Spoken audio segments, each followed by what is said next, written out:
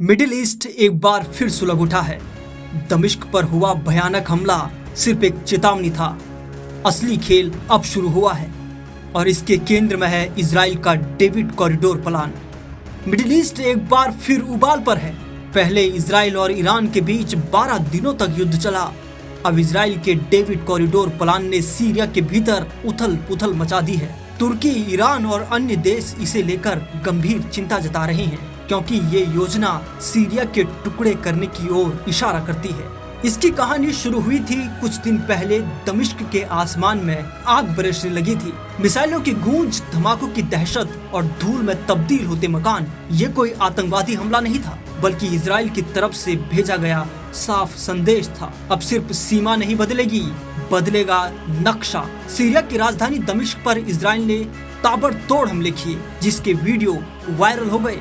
लेकिन इसके पीछे छिपी असली कहानी अब सामने आ रही है। मिडिल ईस्ट की राजनीति को पलट देने वाला एक प्लान, डेविड कॉरिडोर। इजराइल की इस योजना ने तुर्की, ईरान और रूस को बेचैन कर दिया है क्योंकि आशंका है कि इजराइल अब सीरिया को 4 हिस्सों में तोड़ने की तैयारी में है। हम सीरिया में भी काम कर रहे हैं। हमारा दायित्व है कि हम सीरिया के दक्षिण पश्चिमी क्षेत्र को इजराइल की सीमा से लगे एक असैन्य क्षेत्र के रूप में बनाए रखें। हम ऐसी स्थिति की वापसी नहीं होने देंगे जहां दूसरा लेबनान बसाया जा रहा हो।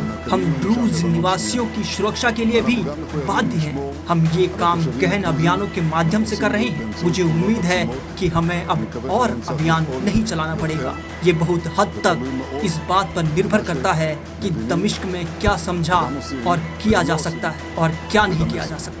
इजराइल के इस प्लान के पीछे सबसे बड़ी चिंता ये है कि वो ग्रेटर इजराइल का सपना पूरा करने की ओर बढ़ रहा है। हालांकि इजराइल ने इस योजना की आधिकारिक पुष्टि नहीं की है, लेकिन उसके सैन्य कदम और रणनीतिक गतिविधियां इस विचार को बल दे रही हैं।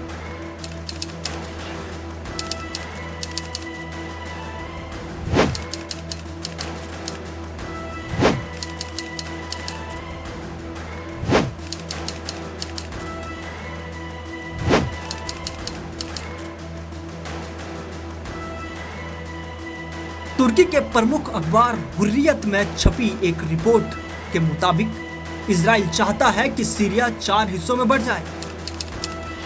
पहला दक्षिण में ड्रूज राज्य, पश्चिम में अलावी इलाका,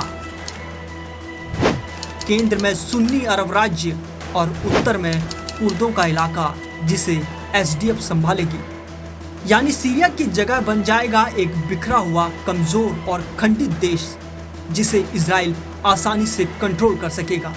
इजराइल की दलील है कि वो सिर्फ अपनी सीमाओं की सुरक्षा चाहता है, खासकर सीरिया में मौजूद ईरानी समर्थित समूहों से। इजराइल के प्रधानमंत्री नेतन्याहू कई बार कह चुके हैं कि वो उत्तरी सीमा पर किसी भी शत्रुतापूर्ण ताकत को बर्दाश्त नहीं करेंगे। वहीं ड्रूज समुदाय को समर्थन देने की बात भी कही गई है। लेकिन आलोचकों का मानना है कि इजराइल का असली मकसद सीरिया की सत्ता को कमजोर करना है ताकि वहां पर छोटे छोटे स्वतंत्र या अर्ध स्वतंत्र क्षेत्र बन सकें, जिनमें से कुछ इजराइल के सहयोगी भी हो सकते हैं। तुर्की लंबे वक्त से सीरिया की केंद्र सरकार का समर्थन करता रहा है। अंकारा को डर है कि अगर कुर्द और ड्रूज समुदायों को स्वायत्तता मिली तो ये न केवल सीरिया की अखंडता को तोड़ेगा बल्कि तुर्की के अपने कुर्द मामलों पर भी असर पड़ेगा। तुर्की के राष्ट्रपति एर्दोआन ने 17 जुलाई को साफ कहा है कि वे सीरिया के टुकड़े नहीं होने देंगे। तुर्की की सरकारी मीडिया ने भी इजराइल की सैन्य गतिविधियों पर सख्त प्रतिक्रिया दी है। सीरिया के टुकड़े होने से केवल तुर्की को ही नहीं बल्कि अन्य देशों को भी चिंता है। ईरान और रूस पहले ही इजराइल के सैन्य हस्तक्षेप को अपनी संप्रभुता का उल्लंघन मान चुके हैं, जबकि अमेरिका, जो इजराइल का एक प्रमुख सहयोगी है, इस मुद्दे पर संयम बरतने की सलाह दे रहा है।